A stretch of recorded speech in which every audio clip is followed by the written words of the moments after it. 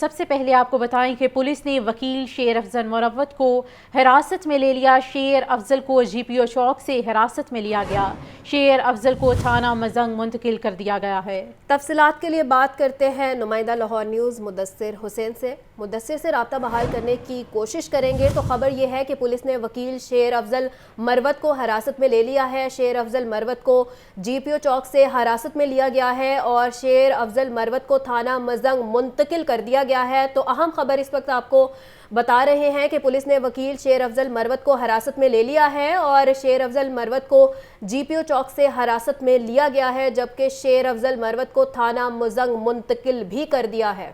Police نے وکیل شیر افضل مروت کو حراست میں لے لیا۔ شیر افضل مروت کو جی پی او چوک سے حراست میں لیا گیا ہے۔ شیر افضل مروت کو تھانہ مزنگ میں منتقل کر دیا گیا ہے۔ یہ مناظر آپ اپنی ٹیلی ویژن اسکرین پر بھی دیکھ سکتے ہیں۔ پولیس نے وکیل شیر افضل مروت کو حراست میں لے لیا، جبکہ شیر افضل مروت کو جی پی او چوک سے حراست میں لیا گیا ہے۔ شیر افضل مروت کو تھانہ مزنگ منتقل کیا گیا تو پولیس نے شیر افضل مروت کو حراست میں لے لیا ہے اور جی پی او چوک سے حراست میں لیا ہے اور تھانہ مزنگ میں منتقل بھی کر دیا ہے۔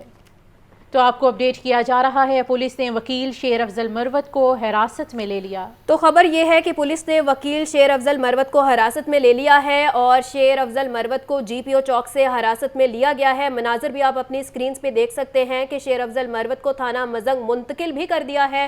اہم خبر کے حوالے سے آپ کو اپڈیٹ کر رہے ہیں، پولیس نے وکیل شیر افضل مروت کو حراست میں لے لیا ہے اور شیر افضل مروت کو جی پی او چوک سے حراست میں لیا گیا ہے۔ شیر افضل مروت کو تھانہ مزنگ منتقل بھی کر دیا ہے۔ مزید کیا تفصیلات ہے جانتے ہیں نمائندہ لاہور نیوز مدثر حسین سے۔ جی مدثر، آگاہ کیجیے گا۔ جی بالکل، شیر افضل مروت کو ہائی کورٹ کی باہر سے پولیس نے حراست میں لیا ہے اور پولیس کی گاڑی شیر افضل مروت کو لے کر وہ روانہ ہو گئی ہے۔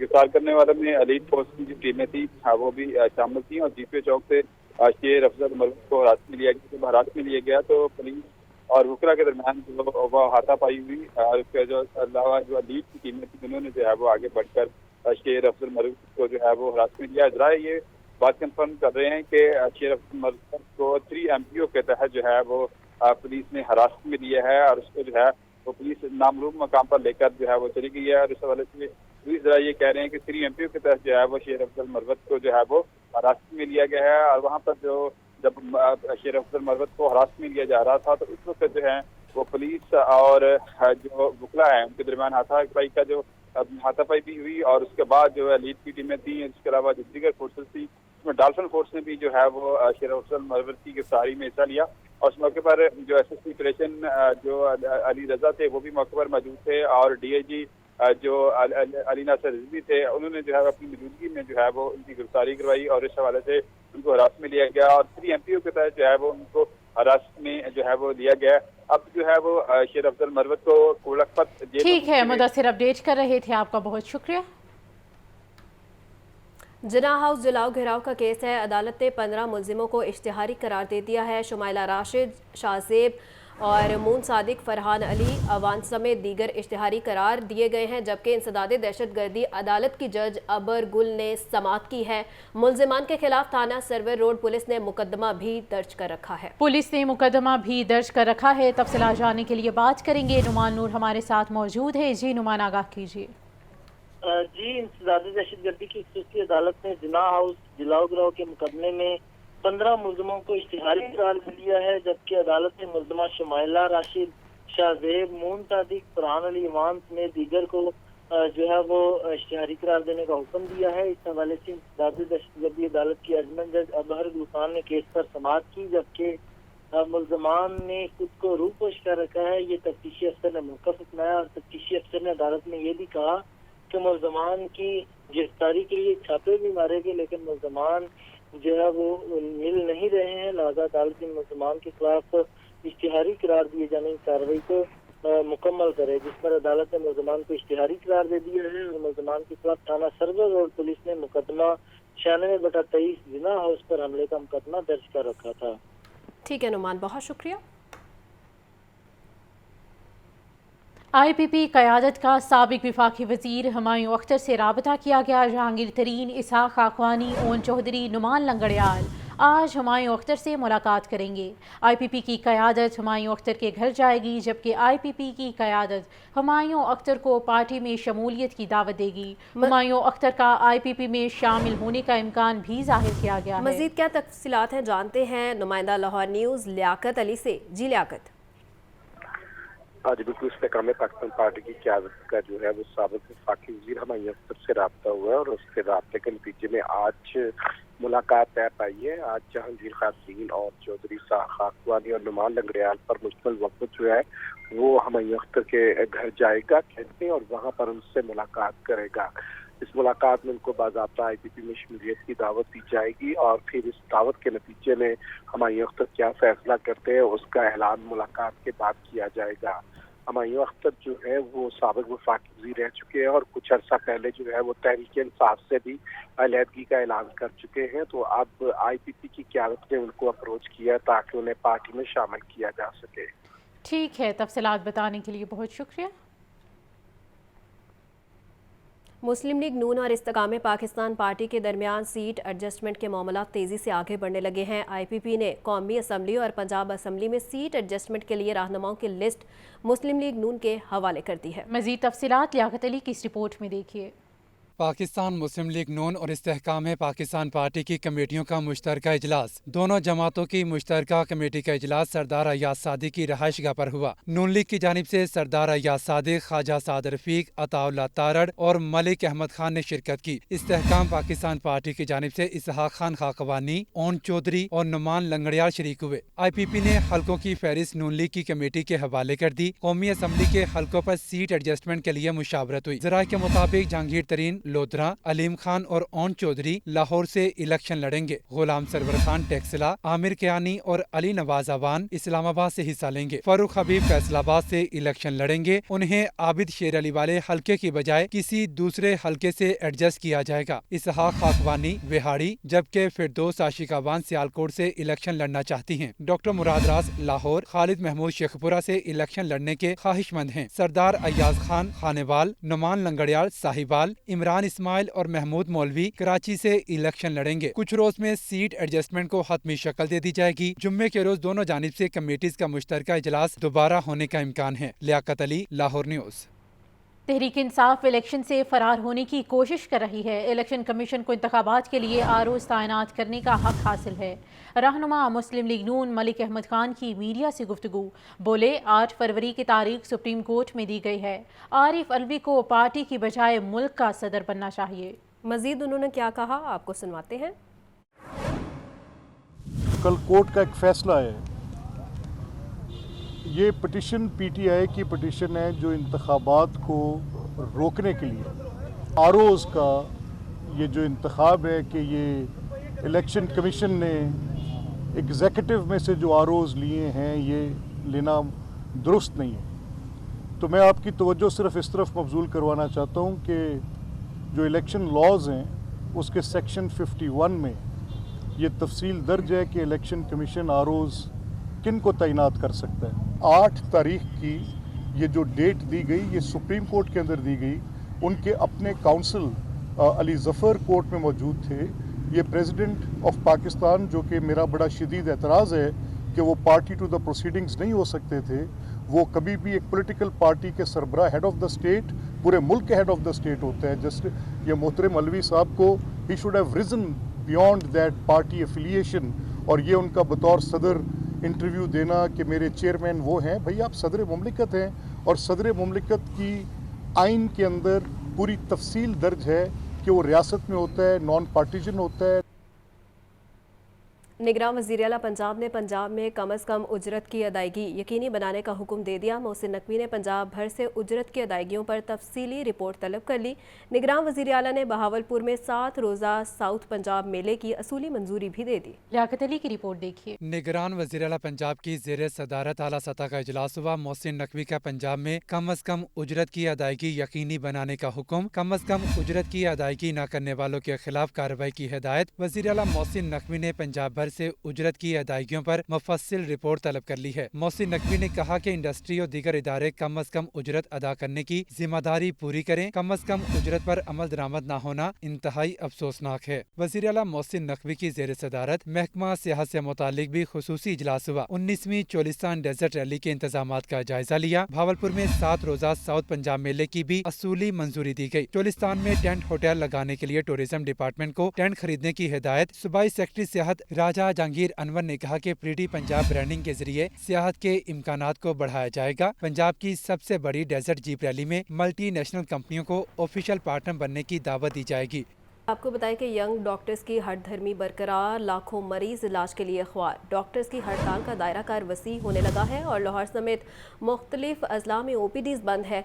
सरकारी हस्पतालों की ओपीडीज 18वें रोज़ भी बंद हैं, जबकि अब तक तकरीबन 22 लाख से जायद मरीज इलाज मुआलजे से महरूम हो चुके हैं। 22 लाख से जायद मरीज इलाज मुआलजे से महरूम हो चुके हैं। तफसीलात लेंगे मोहम्मद बिलाल से। जी बिलाल बताइए। जी बिल्कुल, लाहौर के हस्पतालों में यंग डॉक्टर्स की हड़ताल का आज 18वां रोज़ है और लाहौर के जो तमाम बड़े हस्पताल हैं इनकी ओपीडीज़ मुकम्मल तौर पे बंद है, जिसकी वजह से जो दूर दराज से मरीज़ अपने इलाज मुआवजे के लिए आ रहे हैं उनको शदीद अज़ियत और मुश्किलात का सामना करना पड़ रहा है। 18 रोज़ में अब तक तकरीबन 22 लाख से ज़ायद जो मरीज़ हैं इलाज मुआवजे से मुतासिर हो चुके हैं, जबकि सैकड़ों ऑपरेशन भी मुतासिर हो चुके हैं। मैं इस वक्त जिन्ना हस्पताल की ओपीडी में मौजूद हूँ। यहाँ पे जो ओपीडी के काउंटर्स हैं मुकम्मल तौर पे बंद है। जो मरीज़ हमारे इर्द गिर्द हैं ये अखबार हो रहे हैं। मुझे ये बताएं, आप कब से यहाँ पे आ रहे हैं, क्या लेने के लिए आ रहे हैं? वाइफ के लिए दवाई लेने आए हैं। ओपीडी वगैरह सारा कुछ बंद है और आवाम परेशान है, तो ये दवाई के लिए खड़े हैं। फ़ोटो कापी कराई है, वापसी है, दवाई मिल नहीं रही, तो ये देखें आपके सामने ये बंद पड़ा हुआ सारा और टाइम से। अच्छा, मुझे बताएं कि आप भी अपना इलाज मुआवजा कराने के लिए आए थे? पहले भी आए थे, कोई 7 दिन पहले, एक वीकेंड, तो उसकी वजह से ये पहले भी ओपीडी बंद थी, अब दोबारा हैं, फिर यही ओपीडी बंद है। आप मुझे बताएं, आपकी फ़ाइल हाथ में है, तो आपको इलाज मुआवजा कराने में क्या मुश्किलात पेश आ रही हैं? 3 स्टेंट डलवाए, आज चेक करवाने आया उस 53 नंबर कमरे में, उधर कोई भी नहीं है, वो लॉक लगा हुआ है। मरीज़ यहाँ पे 10 दिन से मौजूद हैं। कुछ लोग दूर दराज के इलाकों से अपना जो ऑपरेशन के बाद का जो चेकअप है वो करवाने के लिए आए हैं, कुछ मेडिसिन लेने के लिए आए हैं और इन तमाम मरीज़ों का ये कहना है कि यहाँ पे ओपीडी मुकम्मल बंद होने की वजह से, डॉक्टर ना होने की वजह से उनका इलाज मुआवजा और चेकअप नहीं हो रहा, जिसकी वजह से उनको शदीद परेशानी और अज़ियत का सामना करना पड़ रहा है। पंजाब गवर्नमेंट को भी चाहिए कि जो यंग डॉक्टर्स के जो जायज़ मुतालबात उनको तस्लीम करे और हड़ताल को किसी न किसी तरीके से ख़त्म करे, ताकि जो मरीज़ हैं अपना बेहतरीन जो इलाज मुआवजा ये करवा सकें। जी ठीक है बिलाल, बहुत शुक्रिया। सरकारी महकमे वासा के करोड़ों रुपए के नादहिंदा निकले। वफाक और पंजाब के 72 महकमों ने वासा को सीवरेज और वाटर सप्लाई के बिल अदा नहीं किए। CNW 9 करोड़ 74 लाख, महकमा एजुकेशन 2 करोड़ 3 लाख, महकमा हेल्थ 1 करोड़ 10 लाख रुपए का नादहिंदा निकला। वासा ने नादहिंदगान को वाजिबुल अदा रकम जमा करवाने का हतमी नोटिस जारी कर दिया। तफसीलात क्या हैं जानते हैं ज़ैनुल आबिदीन से। जी ज़ैन। इस वक्त वासा इंतजामिया अपनी मुआशी सूरत हाल को बेहतर बनाने के लिए रोजाना की बुनियाद पर नादहिंदगान के खिलाफ क्रैकडाउन कर रही है, मगर तहकीकात में ये चीज़ सामने आई कि चिराग तले अंधेरा है कि जो सरकारी महकमे हैं उनकी तरफ से ही वासा को करोड़ों रुपए के जो सीवरेज और वाटर सप्लाई के बिल हैं वो अदा नहीं किए गए। लाहौर न्यूज़ की तहकीकात में ये चीज़ सामने आई कि वफाक और पंजाब के 72 महकमा जात ऐसे हैं जिन्होंने वासा को सीवरेज और वाटर सप्लाई के बिल अदा नहीं किए। इस तरह 1 अरब 31 करोड़ 30 लाख 98 हज़ार रुपए की जो रकम है वो इन सरकारी महकमों के जिम्मे वाजिबुल अदा है, जिसमें CNW ने अभी तक 9 करोड़ 74 लाख रुपए की पेमेंट नहीं की, एजुकेशन डिपार्टमेंट 2 करोड़ 3 लाख, जबकि हेल्थ डिपार्टमेंट 1 करोड़ 10 लाख रुपए का नादहिंदा है। Parks and horticulture authority Lahore ने 4 करोड़ 72 लाख, वापडा ने 3 करोड़ 11 लाख, जबकि वाइल्ड लाइफ ने 26 लाख 20 हज़ार रुपए का बिल अदा नहीं किया।